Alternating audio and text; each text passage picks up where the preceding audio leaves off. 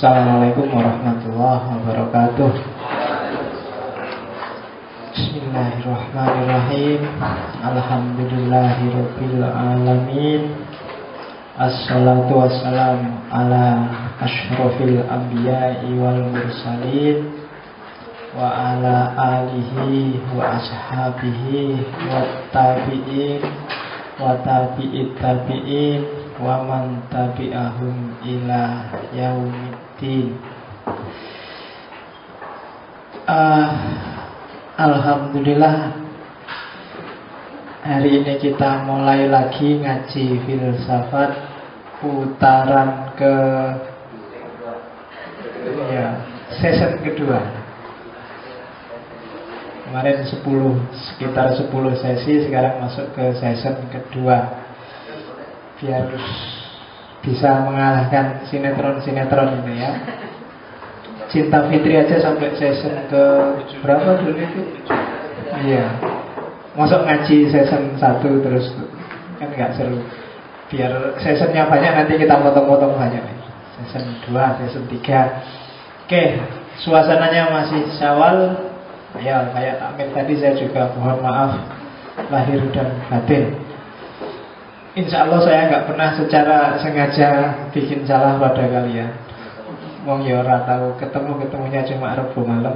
Tapi kalau nggak sengaja bikin kamu sakit hati, misalnya kamu kok tehnya pakai gelas kecil, saya pakai gelas besar, ya mohon maaf. Itu bukan karena saya, hanya takmirnya aja. Oke, misalnya kok ternyata kamu jauh lebih pintar dari saya dan kamu ngerti, wah itu ngawur menjelaskannya, ya saya mohon maaf. Syukur-syukur kamu kan mau duet sama saya di sini, nggak apa-apa. Sekali 2 kali daripada saya sendiri yang capek ngomong. Oke, ini masih dalam sesi, meskipun sesinya ganti, tapi nuansanya masih kita ngomong nuansa alat. Kemarin kita akhiri dengan alat yang pasti-pasti, yang tegas-tegas, yang jelas-jelas, namanya logika. Hari ini kita ngomong alat untuk mengukur yang tidak eksak. Dan yang paling terkenal di dunia tidak eksakta itu adalah, mungkin pernah dengar istilahnya, namanya hermeneutika. Ya, meskipun bagi kalangan tertentu mendengar istilah hermeneutika aja sudah gatel telinganya. Dianggap hermeneutik itu barang yang bikin kacau, bikin rusak, bikin mengacak-acak pemahaman, bikin banyak image negatif tentang hermeneutik. Tidak apa-apa, pendirian pribadi, kesan, pandangan itu tidak boleh dibantah. Setiap orang punya perspektif sendiri-sendiri. Dan yang bilang kayak gini juga hermeneutik sendiri. Jadi oke, yang jelas karena kita akademisi, semuanya intelektual. Meskipun bukan akademisi kampus, tapi akademisi masjid. Nggak tahu akademisi masjid itu apa. Dibikin aja intelektualis masjid. Tetap untuk setuju dan tidak setuju kita harus ngerti apa itu hermeneutik. Biasanya kenapa sih banyak orang tidak senang dengan hermeneutik? Orang-orang banyak yang rancu antara hermeneutik sebagai biblical method of interpretation dengan hermeneutik sebagai branch of philosophy. Jadi hermeneutika sebagai metode cara menafsirkan Bible, dengan hermeneutika sebagai sebuah filsafat pemahaman. Hermeneutik pernah dipakai oleh orang Kristen sebagai metode untuk nafsir Bible. Bahkan sekarang juga banyak dipakai oleh orang Islam sebagai metode untuk nafsir Al-Quran. Tapi kita tidak akan mendalam di situ. Kita hanya akan mendalam pada hermeneutik sebagai sebuah filsafat pemahaman, sebagai sebuah metode untuk memahami dunia manusia, dan metode untuk membaca kayak gini loh caranya manusia memahami. Itu yang orang sering salah baca, salah paham.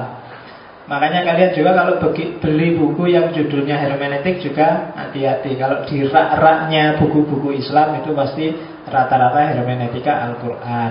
Tapi kalau di raknya buku orang Kristen ketemu juga judul hermeneutik, tapi hermeneutik Bible. Nah kalau yang ini carilah di rak-rak buku filsafat. Jangan keliru raknya. Begitu keliru kamu mesti marah-marah nanti bacanya. Oh ternyata Injil toh, mesti kamu gitu. Oke. Hermeneutik. Saya tidak tahu seberapa familiar istilah ini di telinga teman-teman. Ya yang UIN mungkin sering lah dengar ini. Yang tidak UIN ya sekali dua kali pasti dengar istilah hermeneutik. Yang penting jangan ngamuk dulu ya. Karena orang Islam sekarang ngamukan. Itu yang bikin saya males itu kan gitu. Sejak dulu itu beda, itu biasa, ada. Sejak dulu MUI itu sudah berfatwa bahwa Ahmadiyah itu haram. Tapi hanya orang masa kini yang ngamuk gara-gara itu. Biasa aja lah. Jangan ngamukan, kamu nanti kurus loh. Sekali-sekali dibikin survei kira-kira umat Islam yang ngamukan dengan yang biasa-biasa itu mana yang lebih gemuk. Jangan-jangan yang kamu kan lebih gemuk karena dia puas bisa ngamuk. Sementara kamu yang batin tiap hari malah kurus. Tapi jangan ngamuk terus gara-gara pingin gemuk terus kamu ngamuk. Oke, kan kemarin sudah maaf-maafan ya, gak perlu ngamuk. Sampai ada yang SMS saya, di HP saya masih banyak yang tak biarin. Khususnya SMS minta maaf yang isinya lucu-lucu. Ada yang bikin puisi, ada yang ngirim gambar, ada yang kena stroke, macam-macam. Ya, karena SMS-nya kayak orang kena stroke gitu loh. Kalau apa? Tidak dikirim. Apa mulut tidak bisa mengucap, kaki tangan tidak bisa menjabat, kala kaki tidak bisa mendekat, batin kena stroke mesti. Ya.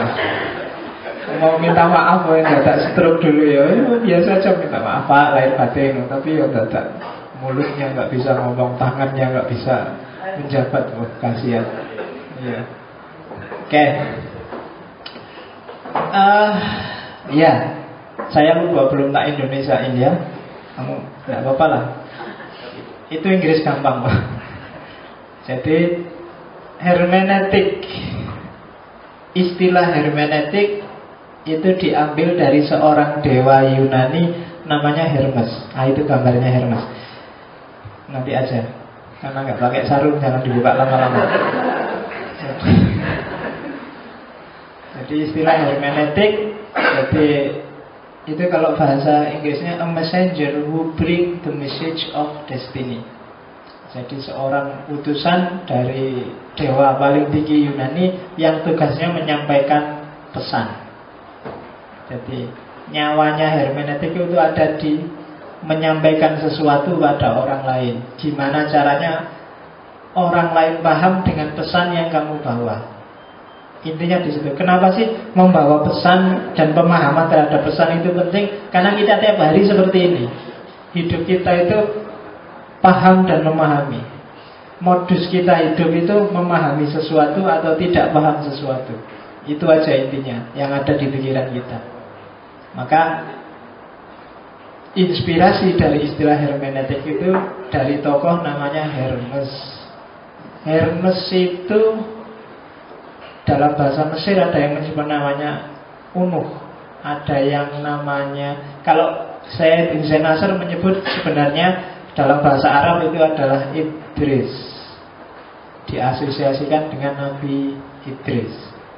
Karena Nabi Idris itu secara peradaban manusia sejak Nabi Adam, dia dipandang sebagai filosof pertama, orang pintar pertama di dunia. Banyak sekali teknologi yang sekarang kamu pakai, mulai baju, mulai jahit menjahit, mulai pakai sandal, itu Nabi Idris yang mereka reko. Katanya begitu, saya juga belum pernah kenalan. Ya, menarik kalau ada yang mau coba ditelusuri Nabi Idris itu. Kalau kalian belajar dunia tasawuf, Nabi Idris itu tidak mati. Jadi dia naik ke surga. Jadi gimana ya? Jadi dia itu kayak Nabi Muhammad, sama malaikat diajak Isra Mi'raj, ditunjuki surga neraka. Terus waktunya pulang katanya, cuma jelasnya saya nggak tahu, sandalnya ditinggal. Ya, begitu nyampe bumi, malaikat sandalnya ketinggalan. Ya wis balik lagi ke sana. Terus di surga nggak mau balik-balik lagi ke sana. Jadi pokoknya di sana aja. Cuma dalam tradisi sufi, orang inilah, Nabi Idris inilah yang dipersonifikasikan.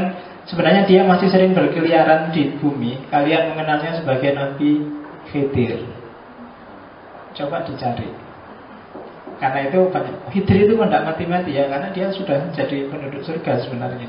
Dia turun ke bumi mungkin dalam rangka ada tugas-tugas khusus, ada orang yang perlu dibimbing dan seterusnya. Hampir semua sufi besar itu pasti pernah dibimbing, paling tidak pernah bertemu sekali dua kali dengan yang namanya Khidir, yang dalam bahasa Yunani disebut Hermes, dalam bahasa Mesir disebut Unuh, dalam banyak nanti. Cari aja, belajar. Saya ngerti gini-gini karena sekarang saya ngajar tasawuf falsafi di Usuluddin. Kalau ada yang nganggur silakan masuk kelas, enggak apa-apa. Enggak apa-apa, di kampus cari aja jadwalku pas tasawuf falsafi. Oke. Ya, kalau ilustrasinya orang Yunani seperti itu, karena digambarkan kakinya harus ada sayapnya biar bisa terbang, karena dia menyampaikan pesan kemana-mana. Itu tak tulis di situ komentarnya kelompok Bahai. Bahai itu awalnya sebenarnya kelompok Islam, ajarannya dianggap menyempal, terus berdirilah namanya agama baru, namanya agama Bahai. Itu kayak Ahmadiyah, mungkin Ahmadiyah sudahlah jangan pakai Islam, kamu kalau kayak gitu berarti agama baru. Nah, kalau orang Bahai siapa takut ya, kalau mau disebut agama baru sebut aja agama baru. Tidak apa-apa, tidak ada masalah, cuma nama. Itu Bahai. Sehingga ada agama namanya Bahai. Tokoh Bahai, Bahaullah ini termasuk yang concern dengan Hermes, Nabi Idris. Katanya Bahaullah itu, Idris itu adalah the first person who devoted himself to philosophy. Jadi dia orang pertama yang menyerahkan dirinya, orang yang mengabdikan dirinya untuk filsafat. Some called him also Hermes, dan seterusnya. Itu cuma biar kenal aja dari mana istilah hermeneutik itu. Jadi dari Hermes kalau di Yunani, kalau Islam kenalnya Idris. Nanti Syed Hussein Nasr banyak ngomong tentang Hermes dan Idris ini. Oke, kita tinggalkan sejarahnya. Orang pertama sebenarnya yang pakai istilah ini untuk dunia akademik resmi, formal, itu Aristoteles. Jadi Aristoteles itu kan yang ngarang logika, tapi juga nulis puitika, tapi juga nulis, pokoknya segala cara memahami dirumuskan oleh Aristoteles dalam bukunya yang terkenal namanya Organon.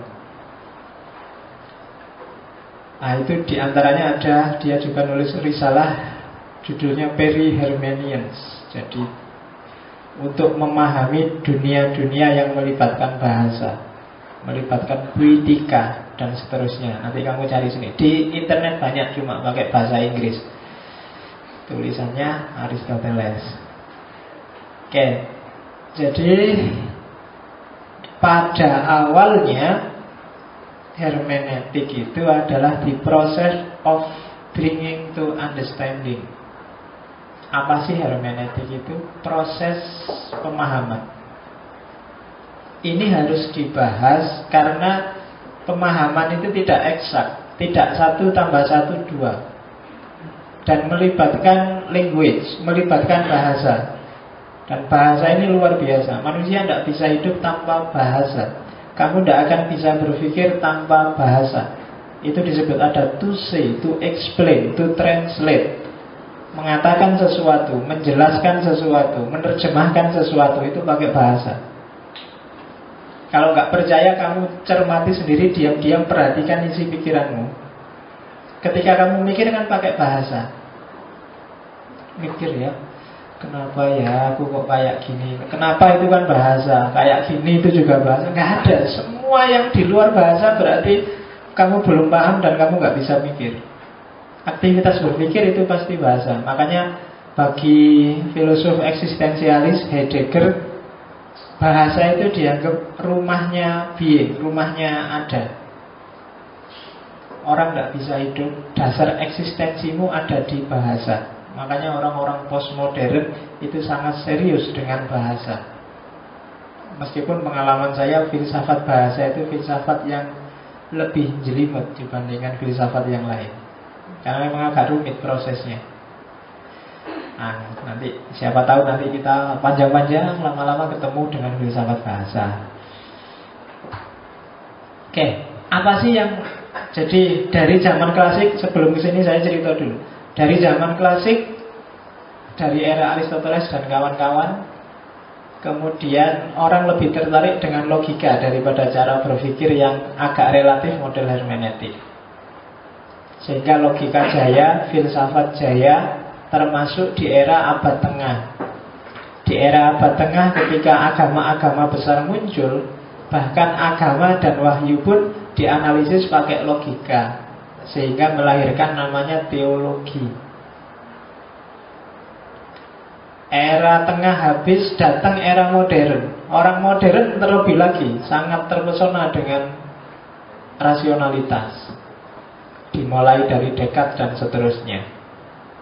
Sehingga modern melahirkan peradaban saintifik yang luar biasa dengan basis logika, dengan melahirkan modernitas yang kamu kenal hingga hari ini. Bahkan kamu sekolah dan kuliah sampai seperti ini, itu sebenarnya kan basisnya logika, basis pasti. Meskipun ilmu usuluddin kah, ilmu sosiologi kah, antropologi kah, sebenarnya basisnya satu, logika. Nah, baru di akhir-akhir modernitas, ketika ada perkembangan-perkembangan baru, kesadaran-kesadaran baru, orang melirik hermeneutika lagi. Nah, apa aja perkembangan terbarunya? Yang pertama itu teori evolusi.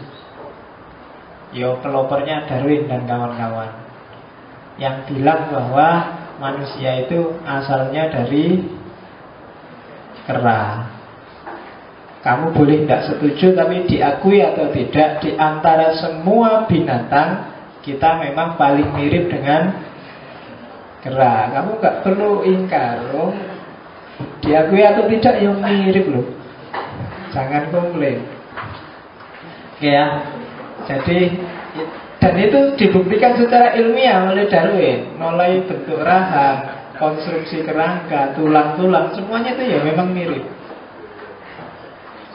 Teori evolusi. Dan teori evolusi ini merambah tidak cuma dunia biologi. Nanti kemana-mana teori ini jalan. Orang mulai muncul kesadaran progres bahwa segala sesuatu itu berubah, tidak statis. Psikologi akhirnya terpengaruh, dunia, bahkan agama pun terpengaruh. Nanti kamu cari buku-buku banyak evolusi rohani, evolusi spiritual. Itu kan meskipun nggak setuju dengan monyetnya Darwin, tapi kan evolusinya dia setuju. Ya, jadi pengaruhnya besar. Teori evolusi memunculkan ide bahwa segala sesuatu itu berubah dan berkembang. Dari mungkin dulu dari monyet kecil terus jadi monyet besar, terus jadi monyet besar bulunya rontok terus jadi kamu, kan gitu logikanya Darwin. Nah, mungkin dalam banyak hal kita juga begitu. Psikologimu kan juga begitu, dari anak kecil, anak remaja, remaja dewasa, terus dewasa beneran, terus tua, terus kanak-kanak lagi. Cara berpikirnya orang tua kan kayak anak kecil lagi. Tapi itu evolusi, berubah. Dulu A, kemudian jadi B, kemudian jadi C, kemudian jadi D. Kan kita begitu, physically maupun psychologically. Dulu kamu kecil secara fisik, sekarang sudah besar-besar. Kalau saya konsisten, kamu kan enggak, harus gede-gede, dur-dur. Kalau saya istiqomah. Tidak setuju teori evolusi, tidak apa-apa, karena aku tidak berevolusi. Oke, jadi ini berpengaruh. Orang muncul kesadaran iya ya, berarti apa-apa itu tidak bisa dengan parameter yang sama. Karena kemarin mungkin parameter A relevan, sekarang mungkin tidak relevan lagi. Dengan parameter hari ini Jokowi itu luar biasa, tapi 4 tahun lagi, besok 2019 mungkin nggak luar biasa lagi. Mungkin ada banyak orang yang kayak Jokowi, sehingga dia kalau nyalon presiden 2019 bisa nggak jadi.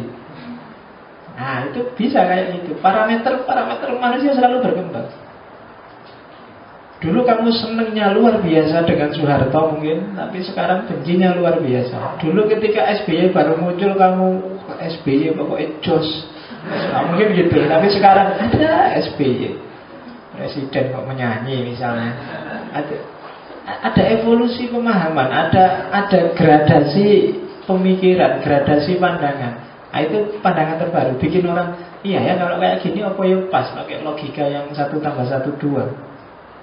Nah itu orang baru berpikir ke sana. Karena ada progres. Kalau logika kan konstan, konsisten, selalu begitu. Tapi kok dunia manusia nggak gini ya. Yang kedua, sebenarnya agak dekat dengan teori evolusi, adalah humanisme. Ketika manusia dan segala kepentingannya jadi pusat, ini mempengaruhi cara berpikir. Kalau dulu orang berpikir melihat manusia sebagai bagian dari alam semesta. Tapi begitu humanisme, antroposentrisme dibalik sudah. Manusia pusatnya, alam itu untuk kepentingan manusia. Ini yang mencoba dibalik lagi mati-matian oleh kelompok-kelompok ekolog, orang-orang yang peduli lingkungan. Memposisikan manusia hanya sebagai bagian dari alam. Dia bukan penguasa alam. Tapi humanisme jadi poros perkembangan modern dan postmodern. Dan ini memicu cara berpikir logika yang, iya ya, logika kayak gitu pas untuk manusia. Manusia itu bisa merekayasa apa saja kok. Kadang-kadang kamu jelas-jelas salah juga bisa kamu atur kalau pakai logika. Biar caranya yang salah tetap benar. Nah, IP-mu jelek aja kamu kan bisa cari 1001 alasan kalau ditanya. IP jelek bukan jaminan masa depan. Alasannya kan mesti kan padune IP-mu elek. Nasib kita tidak ditentukan oleh IP. Itu munculnya belakangan karena kamu duluannya sudah IP-nya jelek. Ya, logika kan gitu. Kamu cari-cari argumen, cari-cari alasan yang pas. Yang ketiga, sejarah yang kritis. Sejarah kritis itu orang belakangan baru sadar sebenarnya sejarah itu diceritakan, sejarah itu diungkapkan, itu versi yang mengungkapkan.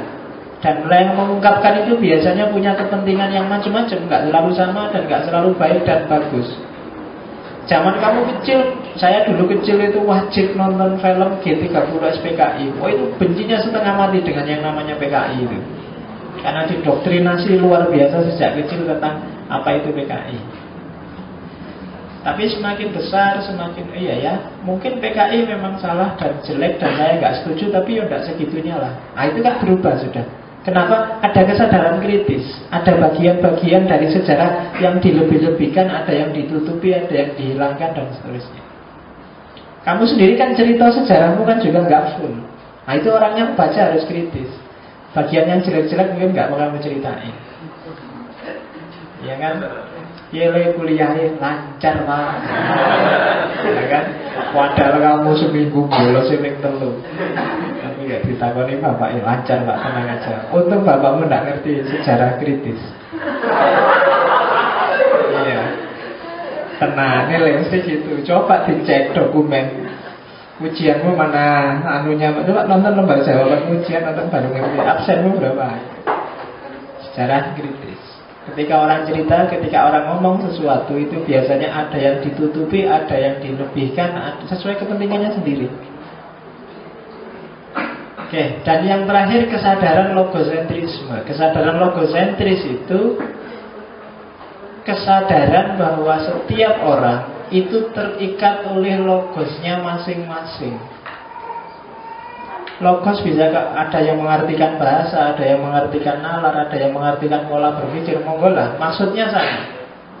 Way of thinkingnya, cara berpikir, cara bernalar pola menganalisis itu biasanya kamu sudah sentris. Sentris itu sudah terpola, sudah punya gaya sendiri, yang setiap orang tidak sama. Kalau zaman dulu, pikiran-pikiran awal sebelum postmodern itu kan orang belum sadar logosentris. Makanya terus debat luar biasa tentang satu hal. Awal Yunani aja orang ini alam semesta dari apa ya? Ada yang bilang dari air, ada yang bilang dari api, ada yang bilang dari 4 unsur, ada macam-macam. Merasa mencari satu yang benar, padahal mungkin semuanya bisa benar. Orang sekarang sadar, oh iya ya, ternyata setiap orang, mungkin setiap kelompok orang juga, dia punya logos sendiri-sendiri.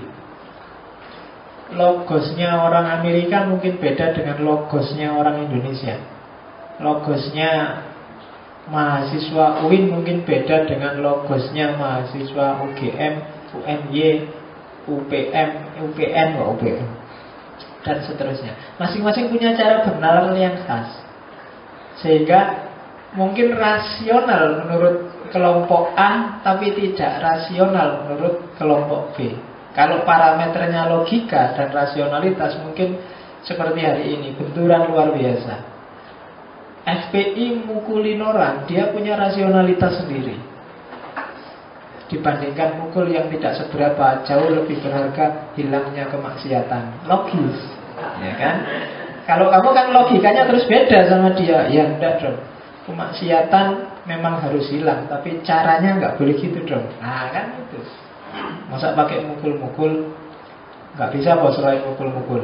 Logikamu begitu, tapi dia punya logika sendiri. Alam cuma mukul aja, besok dipukul kan sudah nggak terasa, tapi kan maksiatnya hilang.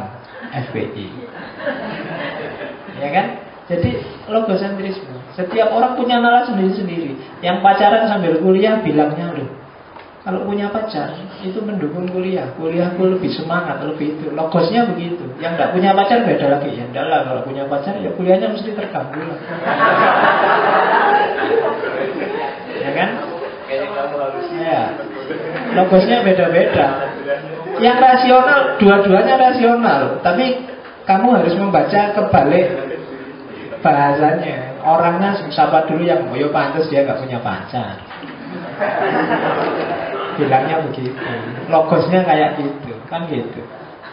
Kan di kelas saya sering menyontohkan kan, biasanya mahasiswa baru yang baru turun gunung dari pesantren, begitu masuk kota kan bingung luar biasa, lihat kemana, astagfirullah, mahasiswa kaget luar biasa, apalagi masuk ke sini, wah ada ngaji, dulu ustadz kok nggak pakai kopi ya. Malah itu luar biasa, masuk sini masih bingung luar biasa. Katanya ngaji, kok isinya santri ini podo makan, kiai ini nggak makan, tega sekali. Mana adabnya sama ustadz itu? Ah itu gue mesti bingung luar biasa dia. Kenapa? Logosnya beda sama kita. Dia punya cara berpikir yang beda. Maka perkembangan terbaru memunculkan ada kesadaran logosentris. Wah, ini setiap orang nalarnya beda-beda. Cara menanggapi masalah juga beda-beda. 4 ini nanti memicu orang kemudian, ya kira-kira alat apa ya yang bisa membaca yang beda-beda kayak gini ini. Nah, dari perkembangan terbaru tadi lahirlah 3 asumsi besar yang sekarang masih mendominasi dalam tradisi filsafat postmodern. Yang pertama antroposentrisme. Jadi antroposentrisme itu manusia sebagai pusat. Ini sebenarnya diawali dari modern. Era modern itu sudah antroposentris. Tapi postmodern juga antroposentris, tapi dengan pemaknaan yang berbeda. Sebelum antroposentris orang kenal teosentris. Itu abad tengah. Teosentris itu apa-apa serba teos, serba Tuhan. Jadi kalau ada orang ada apa-apa dalilin di ayatnya mana? Nah itu paradigmanya adalah paradigma teosentris. Apa-apa maunya Tuhan. Sebelum itu tadi Yunani itu paradigmanya kosmosentris, serba alam. Manusia pun dipandang sebagai bagian dari alam semesta. Nah, hari ini orang antroposentris. peradaban ilmiah hari ini dikembangkan dengan sangat melihat kepentingan dan kebutuhannya manusia dalam aspek apapun. Jadi asumsi pertama adalah antroposentris, manusia sebagai pusat. Kalau bahasa filsafatnya homo mensura, manusia adalah ukurannya. Jadi ada apa-apa dihitung dari kepentingan manusia. Yang kedua, progresivitas, perkembangan, kemajuan. Progresivitas itu kan meniscayakan dinamika, ada perubahan. Orang itu progresif, cara berpikirnya berubah. Orang kampung zaman dulu dengan orang kampung zaman sekarang sudah beda sudah. Saya baru ngerti KKN. Zaman dulu saya KKN itu, begitu masuk kampung, itu orang kampung senengnya luar biasa didatangi mahasiswa-mahasiswa. Semuanya bodoh, nawari mampir, nawari makan, nawari gitu. Bahkan harusnya bayar living cost sama orang kampungnya, udah usah mas, ini buat apa, kita seneng sudah ada di sini. Nah sekarang sudah progres. Ya. Begitu kamu masuk kampung kan sudah ditanya, berani bayar berapa mas? Mau ke sini, harus gitu. Sudah beda, ada progres. Jadi orang kalau bilang sekarang orang desa itu cenderung gotong royong, rukun, saling membantu. Kalau orang kota itu cenderung egois, individual. Nah, sekarang ada progres. Orang desa sekarang egois, individual banyak, pertimbangan ekonomi banyak. Kebalikannya, orang kota sekarang banyak yang gotong royong. Gotong royong korupsi, gotong royong ya, jadi saling membantu, saling melindungi. Orang kota kan sekarang gitu. Koncone korupsi ya ditutup-tutupi. Ya itu saling membantu. Kayak orang desa zaman dulu. Ada perubahan, ada dinamika. Jadi kalau ada kok korupsi berjamaah, bilang aja dia deso itu. Ya kan? Katanya cirinya orang desa kan gitu, rukun, saling membantu. Kalau ada temenmu kok ujian kok saling nyontek, saling bantu, itu ciri-ciri orang deso. Katanya desa kan gitu. Progresivitas, ada dinamika. Terus macam-macam. Hidupmu juga progresif kok. Bahkan progresif hitungannya nggak cuma bulanan, tahunan, kadang mingguan, bahkan harian. Kemarin apa, sekarang apa, bisa juga begitu. Dan yang merubah apa? Lingkunganmu dan aktivitasmu sendiri setiap hari. Dulu kamu terbiasa ngaji itu ya cuma dengerin orang ceramah sampai ngantuk-ngantuk, bisa 2-3 jam. Begitu kamu dapat lingkungan, ternyata ada ngaji yang di kelas, nyantai, dapat minum, dapat snack. Pikiranmu berubah sudah. Kalau ada ngaji yang cuma dengerin sambil ngantuk, males. Mesti gitu. Kalau dulu kamu masih mau yang gitu-gitu, sekarang alas. Ada progres. Tidak tahu progres ke arah yang baik atau yang jelek, tapi pasti ada progres. Dan yang terakhir, kesadaran pluralitas. Kesadaran bahwa ya orang itu macam-macam, lingkungan itu macam-macam, kondisi itu macam-macam, dan tidak bisa diseragamkan. Zaman dulu orang berusaha menyeragamkan. Pokoknya yang paling benar ini, yang paling benar ini, selalu begitu. Maka para filosof bersaing dengan teorinya masing-masing. Intinya hidup itu adalah proses sejarah, katanya Hegel. Sementara bagi Descartes, intinya hidup itu adalah kesadaran diri yang rasional. Semuanya ingin dianggap benar, padahal mungkin benar semua, hanya beda perspektif. Belakangan orang sadar terhadap pluralitas. Orang itu beda-beda. Apalagi ada teknologi informasi yang luar biasa. Kamu jadi ngerti, ternyata hidup itu gak cuma seperti yang tak jalani, masih ada macam-macam alternatif yang beda-beda, yang gak sama. Selera, kesenangan, kesukaan, cara berpikir, cara menanggapi masalah, cara menanggapi persoalan itu beda-beda. Kesadaran pluralitas ini membangun peradaban hari ini. Kalau kalian dengar isu-isu multikultural, multiperspektif, multidisiplin, multidimensi, itu lahir dari asumsi-asumsi ini. Asumsi dari kesadaran bahwa hidup itu plural, macam-macam. Situasi dan kondisi menentukan. Sejarah hidup masing-masing orang, masing-masing kelompok orang juga menentukan. Dengan 3 asumsi besar ini, nanti lahirlah hermeneutik.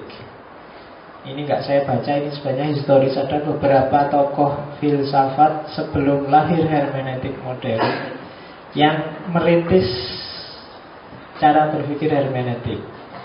Misalnya Vico, Spinoza, Luther, Meyer, Ash, Wolff, Kant, fenomenalisme, Wittgenstein, picture theory, the language game, dan seterusnya.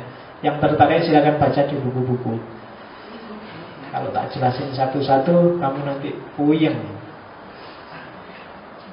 Ada saatnya kita ketemu orang-orang itu nanti. Kalau ini sudah sampai season ke berapa ya? Season ke 25. Iya, karena saya pokoknya untuk ngaji filsafat saya melangkahnya harus pelan-pelan. Tidak tak sikat di teori-teori besar. Karena begitu saya masuk ke teori besar, kamu pasti puyeng. Apalagi yang basisnya bukan filsafat. Saya tahu problemmu banyak, masa tak tambah problem filsafat? Ya, daripada gak nyantol, saya melangkah pelan-pelan. Jadi mulai, padahal ini sudah pertemuan ke-10 kan, kamu pelan. Belum tak kenalin teori-teori besar dan tokoh-tokoh besar. Menurut saya lebih kita bangun landasan dulu yang kuat. Nanti kalau sudah ketemu, jadi setelah ini kita baru masuk ke metafisika, ontologi, baru tak kasih dasar-dasar. Kalau ini alatnya, jadi pelan-pelan. Ini di skip aja. Nanti ya kan bisa kamu copy ini. Yang tertarik cari sendiri di buku-buku. Nah, kenapa sih kemudian perkembangan baru dan asumsi-asumsi tadi memunculkan hermeneutika modern? Karena modernitas ketemu namanya anomali-anomali. Anomali-anomali itu kesulitan-kesulitan baru yang tidak bisa dijawab oleh paradigma modern.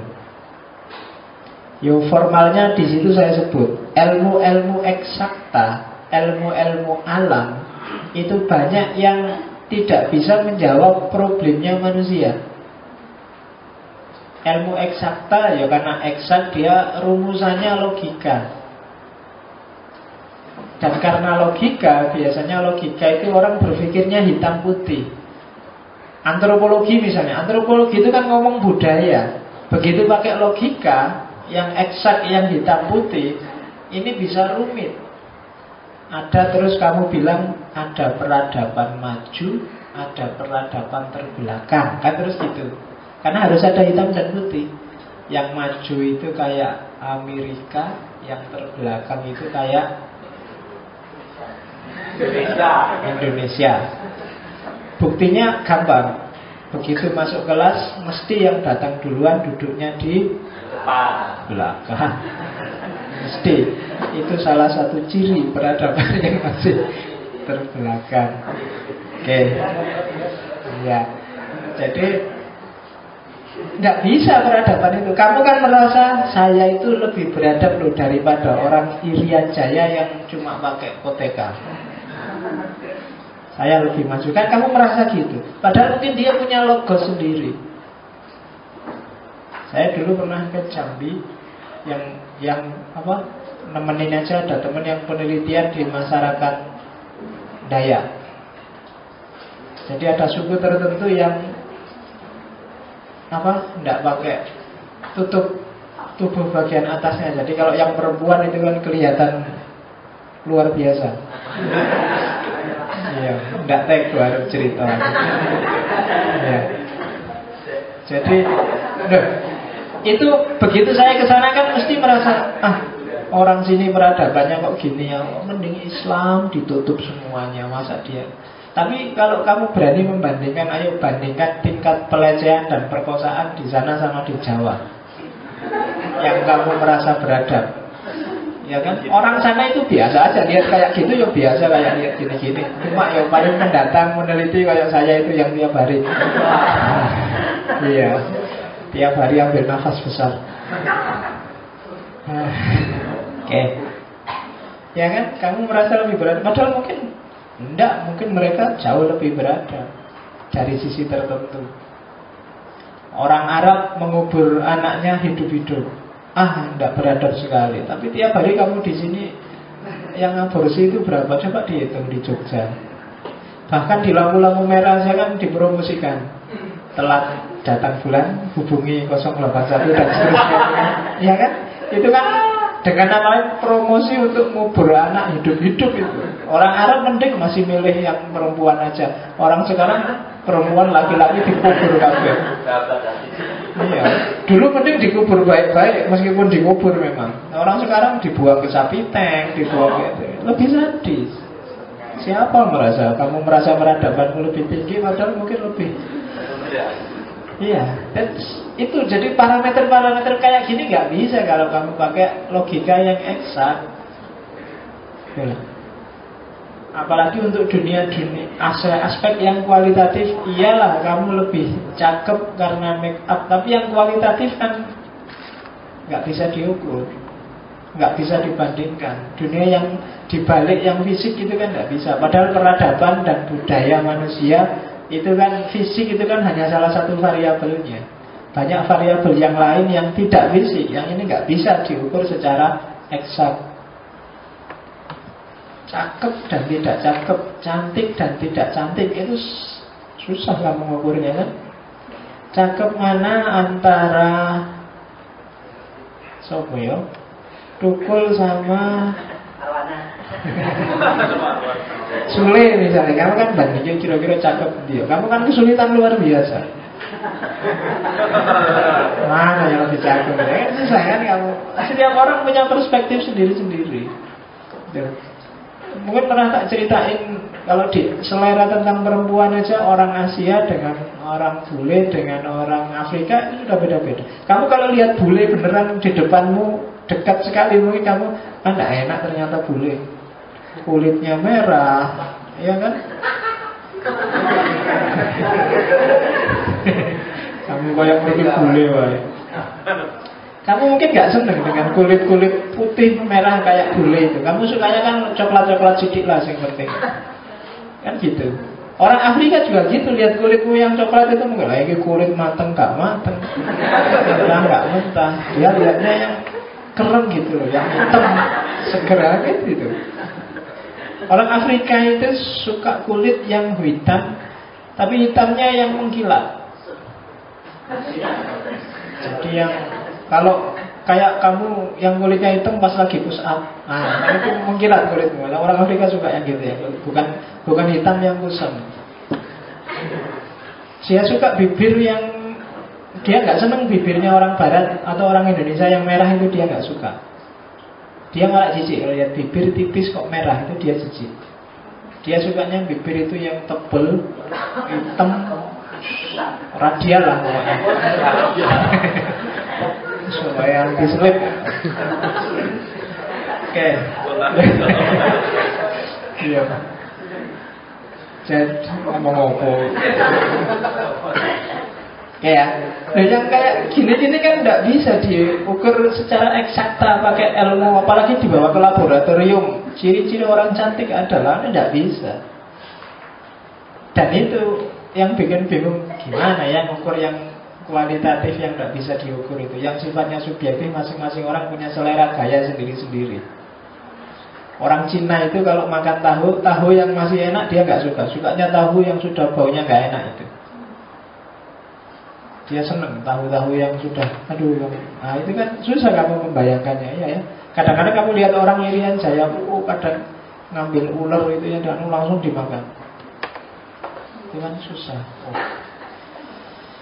Nah, maka terus orang terus jadi kemurungsung. Apa bahasa Indonesianya kemurungsung itu?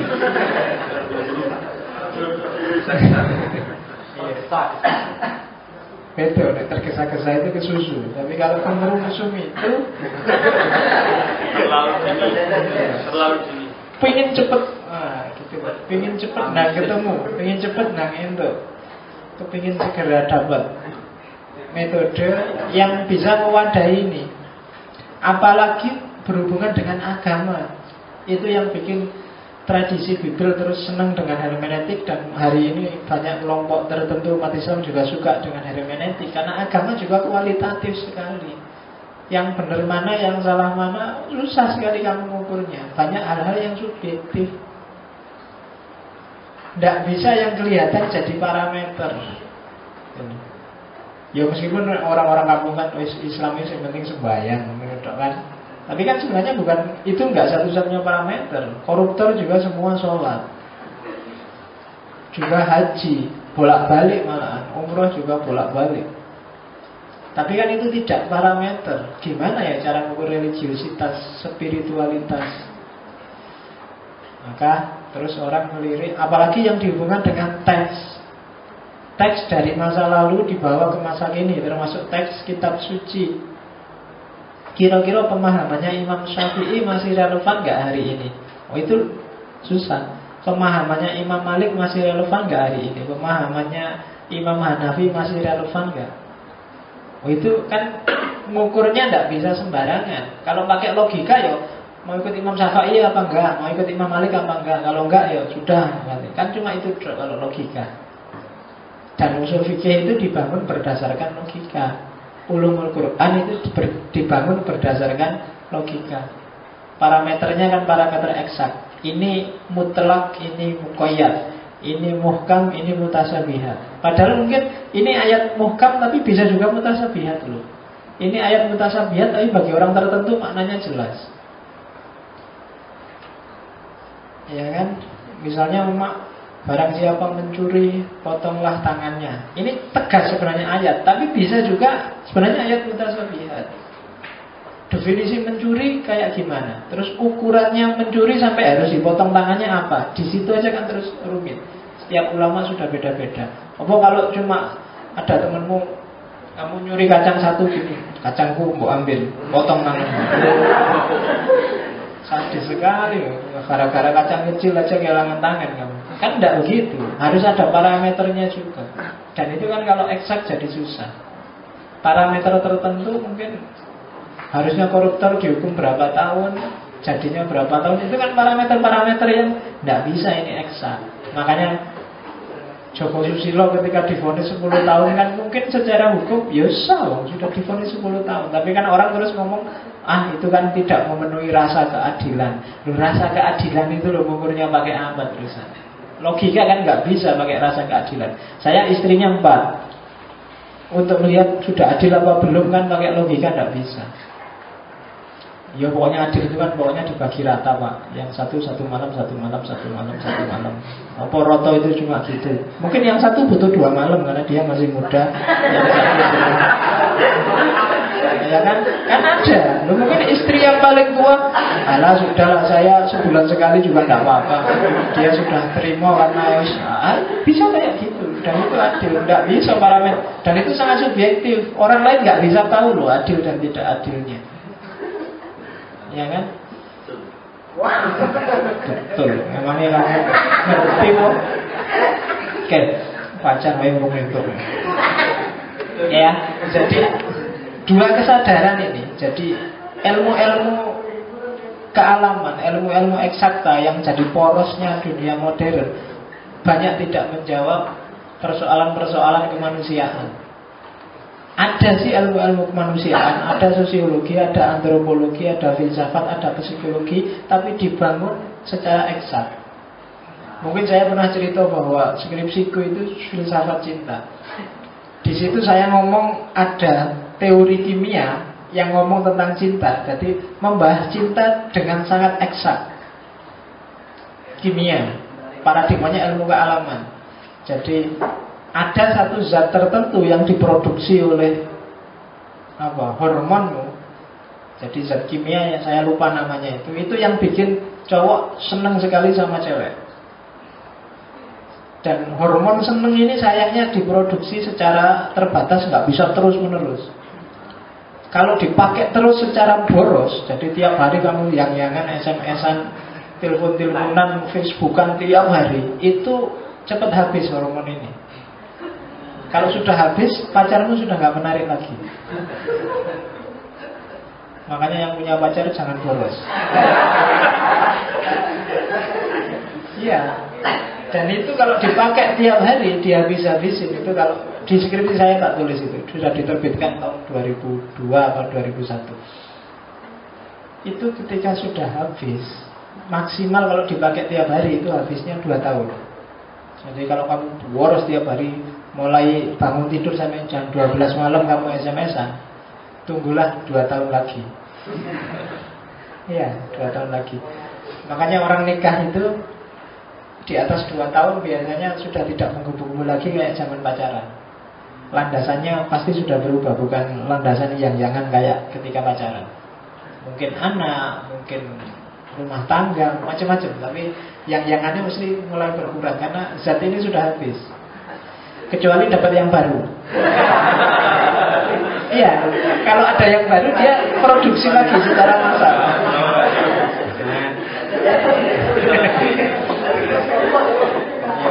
Jadi kalau kamu mau buka cabang alasannya biar menggebu-gebu lagi aku tak cari lagi ya, nanti kan bisa diproduksi lagi.